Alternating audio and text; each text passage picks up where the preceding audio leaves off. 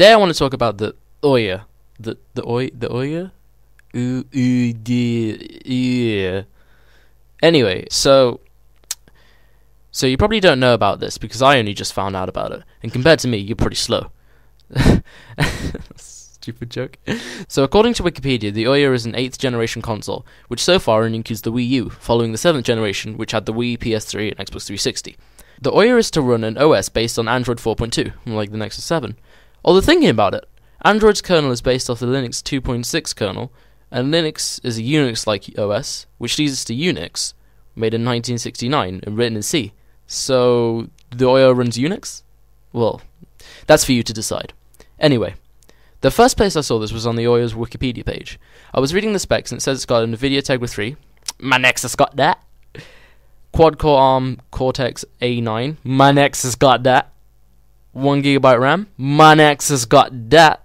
So, it's like a Nexus 7? Well, it's around the size of a Rubik's Cube, which, according to my Rubik's Cube, is about 5.5 centimeters by 5.5 by 5.5. Anyway, the Ouya was funded by Kickstarter and set out to be sold at $99, which, if they exchange directly, will work out to be £61.84 in the UK. The Ouya also comes with a wireless controller, so that's fun times, I guess. Why don't we watch the official trailer?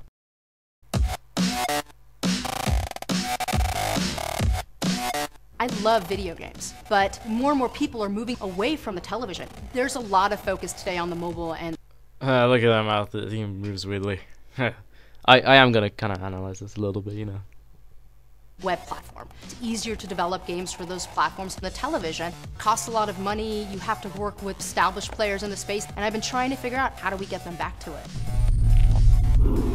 Ouya is a new... Ouya. Oh, it's pronounced Ouya. Okay. Alright. Okay. Game console for the television that's built on Android, open source technology. It's an inexpensive game console. Okay, here we have like a screenshot of like how the user interface is actually going to look. So it's not going to be running like tablet. It's not going to be running like tablet or like phone Android. Is like a slightly dressed up version, but yeah, there you go. And like it'll be like 2 seconds before someone hacks it, so you can run like normal Android on there anyway. The way I see it, I reckon that'll happen pretty soon.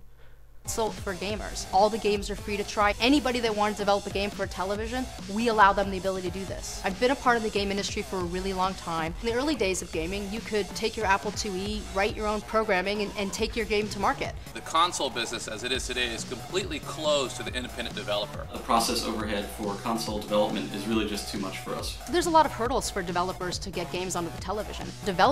It's true. Console, like... That's why all the indie games are on PC and not a console, unless kind of there is like a gap with XBLA as Xbox Live Arcade with like, indie games. But other than that, she's actually right about indie games not really making it to the console, it being more difficult and more expensive and things like that. So it's true. I would agree with that. It is extremely expensive. I love the television, and I want those games on the television. We wanted to make a great product. I went out to find the best people that can do it, and that's Yves Behar and the Fuse Project. Over the years, we've worked on a lot of projects that take a certain technology and make it available to many. I mean, the $100 laptop is one, and the Jambox, for example. We like to use all the different parts of...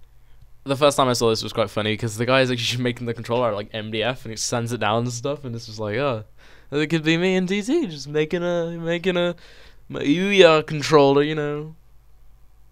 Design, fuse them together, whether it's industrial design or user experience. The most important part of this to us is the controller. We really focus a lot on what gamers are looking for. Precise controls, tactility, right sizing. What makes Ouya different and gives it the... By the way, like above the thumbsticks on the controller, it does actually have a little touchscreen. So yeah, that's cool. Potential of changing the gaming environment is you're able to build things right from the start. You don't have to pay outrageous amounts of money for a dev kit. You don't have to have a lot of credentials, just good ideas. The more we have something like this open console, that can break that. It's going to open it up for a new business segment for the independent developers. Since it's Android based, we have a great 3D port of Cannibal that's on Android already. That would be really fun to see up on the TV. I got that We have game. a prototype and it works. We'll have all the game genres you love. Shooters, platformers, sports, and RPGs. We'll have games from major game publishers and indies too. We'll have a full store of games, all free to play. Minecraft is going to be on it, and Twitch TV, so you can watch StarCraft and League of Legends. This is the perfect hybrid to have something that's inexpensive, it's open, and it comes with a fantastic controller. It's open for hackers that want to tweak the box and make it their own. What? Did she just condone hacking on her system? Well, when did you last hear that from a console developer? Wow, yeah, this is kind of another thing why the Ouya, the freaking name, dude. What were you thinking? This is kind of on par with the Wii. Anyway, yeah, she's condoning hacking. So I guess they will be a 4.2, the regular. This is a big undertaking. Effectively, we're trying to disrupt an established industry. It takes a lot of guts and courage. Well, I wasn't a female, I'd say big balls.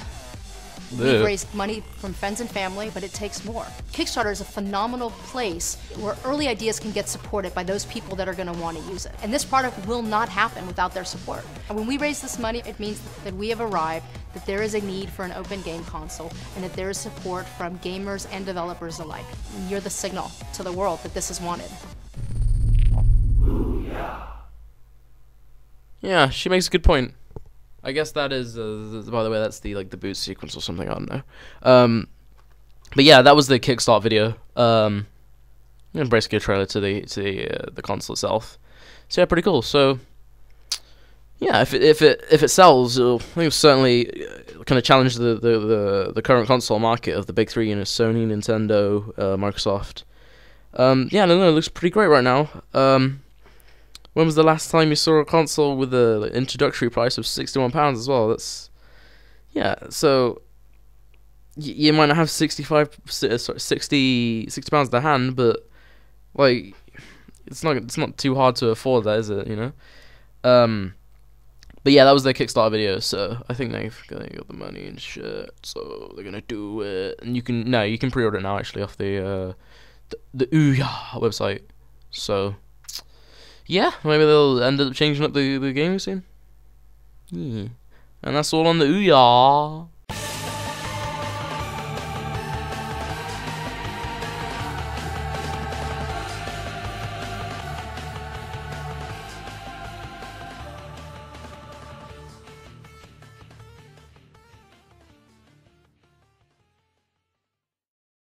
Ouya, Ouya, Ouya.